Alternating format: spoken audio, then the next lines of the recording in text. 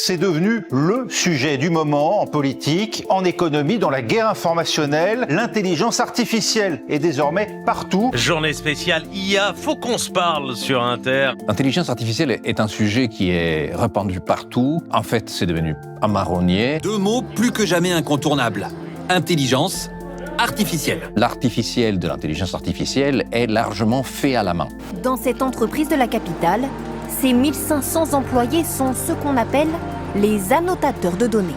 La promesse implique évidemment qu'on doive cacher ces personnes qui constituent la matérialité même de ces intelligences artificielles. Cette nouvelle entreprise américaine investira 500 milliards de dollars dans les infrastructures d'intelligence artificielle aux États-Unis. Et donc on est face à une administration technofasciste qui s'appuie sur des règles et des comportements autoritaires et totalitaires, donc ça c'est le parti fasciste. Les États-Unis, où Donald Trump avait promis de lancer le plus grand programme d'expulsion de l'histoire américaine. Et techno, parce qu'effectivement elle s'appuie sur la technologie. L'intelligence artificielle n'existe pas sans travail humain, et ce travail humain est constamment tenu à l'écart.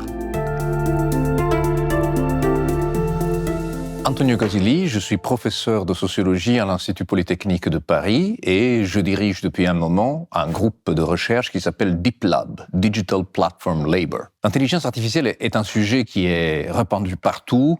En fait, c'est devenu un marronnier, mais souvent on oublie de donner une définition. Aujourd'hui, c'est surtout un ensemble de solutions logicielles qui s'appuient sur des données. C'est ça le secret, l'ingrédient secret, alors qu'auparavant les logiciels étaient basés sur des règles. Si l'utilisateur fait A, alors toi, le logiciel, tu fais B. Désormais, c'est plutôt basé sur des données qu'on donne à la machine pour que la machine apprenne. Et donc c'est pour ça qu'on parle aussi d'apprentissage automatique.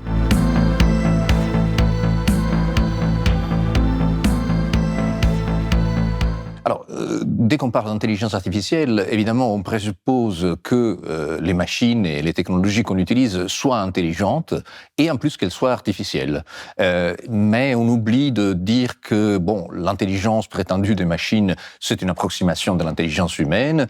Il n'y a pas, à aujourd'hui, et selon moi, il n'y aura jamais une intelligence artificielle qui dépasse les capacités cognitives des êtres humains, mais de l'autre côté, surtout, on n'aura jamais ce qu'on appelle une automatisation complète du fonctionnement et des tâches réalisées par ces intelligences artificielles. Dans la mesure où, en effet, l'artificiel de l'intelligence artificielle est largement fait à la main. Et ça, c'est, le 90% de mon travail. C'est tourner partout dans le monde, aller à droite et à gauche, aller dans des endroits dans lesquels on ne soupçonne pas que l'intelligence artificielle soit produite, pour découvrir, un peu comme, vous savez, dans l'arrière-boutique ou dans une cuisine, comment on produit un certain mets ou un certain objet. Et souvent, on découvre dans l'intelligence artificielle, on a énormément de travail humain. Donc ce travail humain est réalisé par des personnes qui sont très faiblement rémunérées pour produire des données et ensuite annoter, ce qu'on appelle parfois l'étiquetage des données. L'étiquetage consiste surtout à prendre des images, prendre des bouts de texte ou des vidéos et y ajouter, que sais-je, des étiquettes, c'est des tags, comme on le fait par exemple sur Instagram, qui décrivent l'image. La même chose, constitue les tâches principales des annotateurs de données, ce qu'on appelle les travailleurs du clic ou les petites mains de l'intelligence artificielle. C'est des ouvriers de la data. C'est des personnes qui récupèrent des données, des images, du texte, des vidéos, et y ajoutent de l'information supplémentaire. Pour faire quoi ? Pour que les machines apprennent à gérer, à analyser, à traiter ces images. Et pour entraîner ces machines, par exemple, il faut recruter des centaines de milliers, selon certaines estimations, plusieurs millions, voire des centaines de millions de personnes partout dans le monde pour que l'information et l'apprentissage soient le plus variés possible. Or, donc le fait que cet apprentissage soit varié déjà impose une certaine, tendance vers la globalisation de ce travail d'entraînement de l'intelligence artificielle, mais il y a aussi, l'autre élément fondamental, c'est le fait que ces tâches, parce qu'elles sont réalisées par des millions de personnes, sont payées très très faiblement. Et quand je dis très très faiblement, nous on rencontre des personnes qui sont payées, lorsqu'ils sont payés par mois, ils reçoivent genre de l'ordre de 100 ou quelques centaines d'euros, le correspondant, dans la monnaie locale. Et parfois on rencontre des personnes qui sont payées, voire 1 centime, 2 centimes pour chaque tâche réalisée, parce qu'ils sont payés à la pièce. Alors, la question est, qui est prêt à travailler dans ces conditions-là, sans aucune certitude d'être rémunéré à la fin du mois? Et lorsqu'on a cette certitude, la certitude, c'est d'être payé une misère. Et c'est des personnes qui, normalement, se trouvent dans des pays ou dans des zones du monde qui sont les pays à faible revenu, donc du sud global ou de ce qu'on appelle la majorité du monde en réalité. Et donc là, à cause des conditions de travail, des conditions politiques, souvent c'est difficile de trouver un travail bien rémunéré et on se rabat sur ce type d'occupation qui est en train de devenir de plus en plus répandu.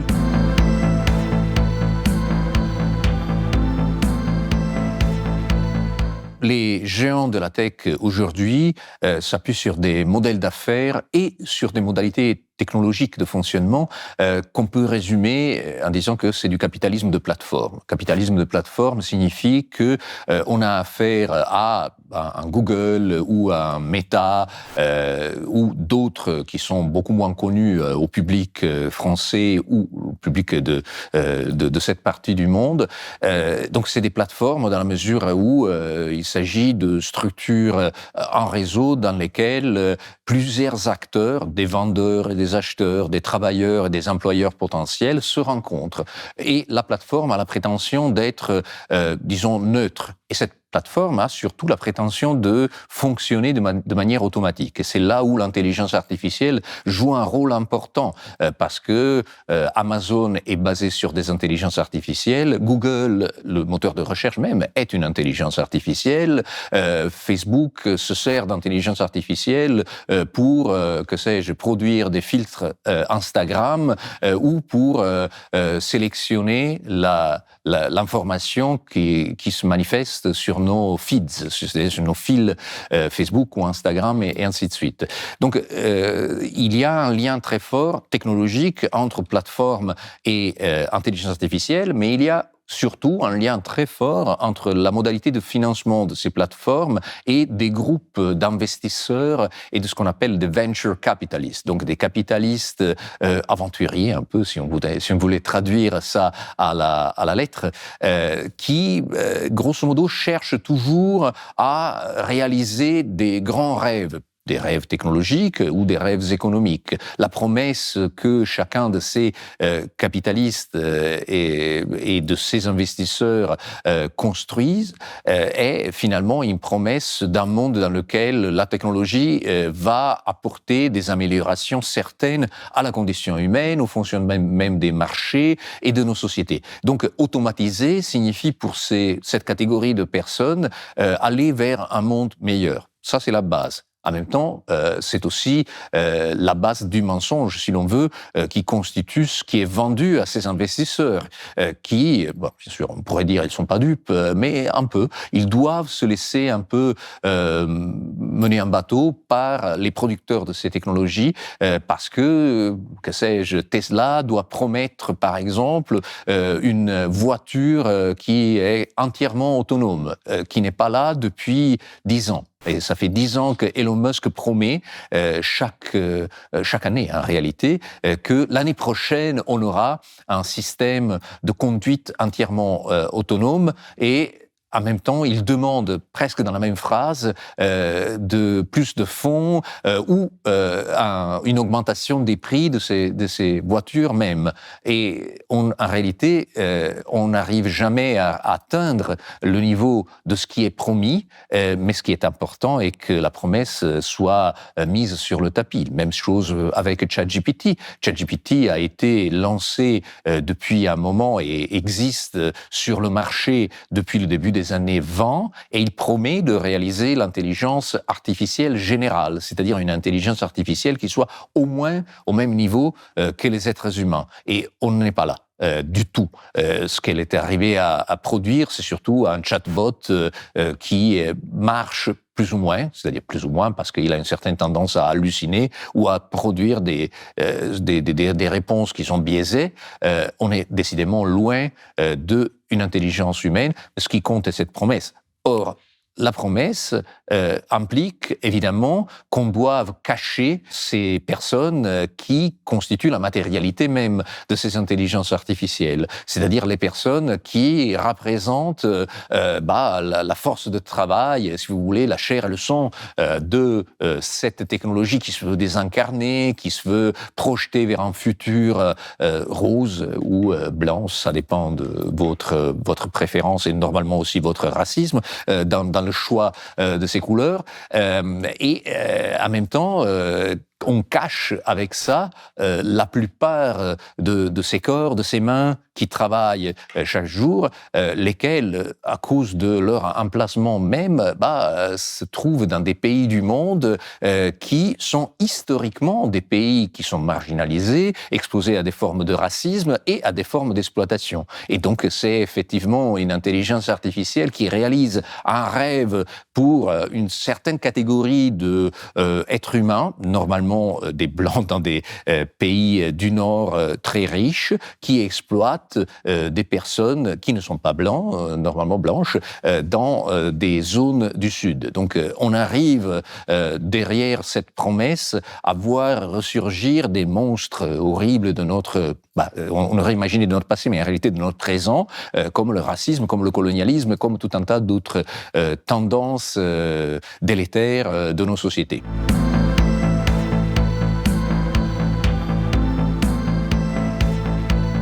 Je pense que d'abord, c'est du fascisme. C'est-à-dire, on est vraiment face à une résurgence d'une tendance autoritaire et totalitaire qui s'installe au sein même des démocraties, comme historiquement, il y a un siècle exactement, le fascisme même l'avait fait. Le fascisme même de Mussolini, de Hitler, c'était un fascisme qui avait accédé au pouvoir via des mécanismes démocratiques de l'époque.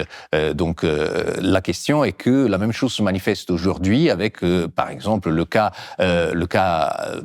américain l'exemplifie en 2025 avec l'arrivée au pouvoir, ou plutôt le retour au pouvoir de Donald Trump, accompagné par un bataillon de personnages discutables, c'est le moins qu'on puisse dire, les Jeff Bezos, le Mark Zuckerberg dans sa nouvelle version de divorcé de 40 ans avec la chaîne à la Eminem, etc., de Elon Musk, qui est un personnage dérangeant et franchement ridicule, mais ce côté ridicule, ce côté grotesque de ces personnages et ces tronches patibulaires rajoute effectivement aux côtés de là on est vraiment face à des méchants. Et ces méchants-là, c'est pas des méchants de caricature, malheureusement, même s'ils sont faciles à caricaturer, parce que c'est vraiment le retour d'un discours fasciste, d'un discours qui veut la répression des opposants politiques, l'expulsion de personnes perçues comme des étrangers, voire des ennemis de la patrie, un retour en arrière tout en prônant une projection en avant, c'est-à-dire qu'on promet par exemple une technologie qui va permettre dans 5 siècles de donner à manger et de la prospérité à tout le monde, mais en même temps on propose de revenir en arrière à un passé fantasmé dans lequel l'Amérique était grande, où l'Allemagne était pour les Allemands, où l'Italie pour les Italiens, etc., etc. Ce passé n'a jamais existé et ce futur n'existe pas non plus. Ce qui existe, c'est seulement un présent qui est fait d'un ensemble de manipulations politiques, lesquelles, de fait, réduisent à zéro les contrepoids démocratiques qui ont historiquement existé, qui, par exemple, limitent le pouvoir des juges, qui excluent les journalistes, qui mettent en prison les opposants politiques. Et ça, c'est quelque chose qui se réalise de plus en plus. Et en plus, j'ai envie de dire que ce technofascisme utilise d'une manière particulièrement violente le travail humain et l'intelligence artificielle. La première chose que Donald Trump a fait, c'est de déréguler complètement l'intelligence artificielle et presque au même moment, il a permis la présentation à la Maison-Blanche de la nouvelle initiative entrepreneuriale de Sam Altman, donc le monsieur OpenAI et donc le monsieur ChatGPT, de présenter donc sa nouvelle entreprise qui s'appelle Stargate, financée à la hauteur de 500 milliards de dollars.